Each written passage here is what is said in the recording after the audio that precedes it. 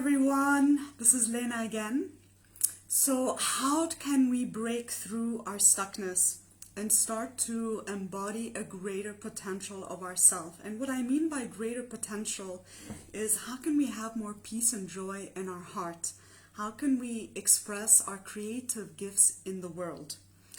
There are 5 aspects to working on ourselves based on my personal work on myself and the hundreds of people that I worked with. And I've been talking about them in the last few lives. So number 5 is creating healthy, loving boundaries.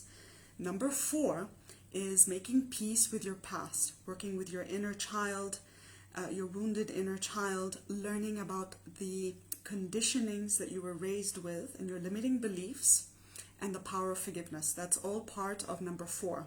Number 3 is about restoring, protecting, and upgrading your energy. And today I'm going to talk to you about the second key component to working on yourself, and that is bringing light to your shadows. Now, our shadow self is that part of us that we think is unlovable. It's the part of us that we're ashamed of, that we have repressed, the part of us that we have disowned. But the reality is, whatever we disown in ourselves owns us, and it will reappear in our life through all the people that we interact with. Well, particular people we interact with.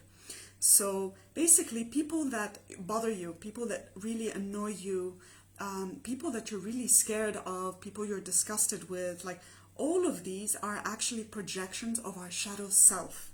And life is always trying to mirror back to us those aspects of us that are unhealed. Yeah?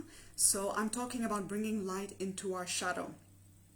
So the reason why we've stuck things into our shadow is because as a child, we learned that if we did those things, then we would be unlovable and we would be disapproved of. And that's why we stuck them into the basement, and we don't even know what's there anymore.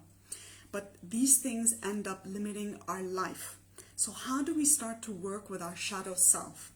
There are 3 parts to it. The first is to identify the shadow self, to unconceal it, both negative aspects and positive aspects. And this always surprises people because people think that just negative traits are in the shadow self. But we also have positive traits like confidence. So if you were growing up and you learned that children should not be heard or seen, maybe seen but not heard, then you're most likely going to have confidence issues, and that's going to go into your shadow self. So that's how the positive aspects work. Okay, so that first part is about unconcealing the negative and positive traits in our shadow. The second is really taking ownership over the qualities and discovering its gifts, because our shadow self has incredible gifts.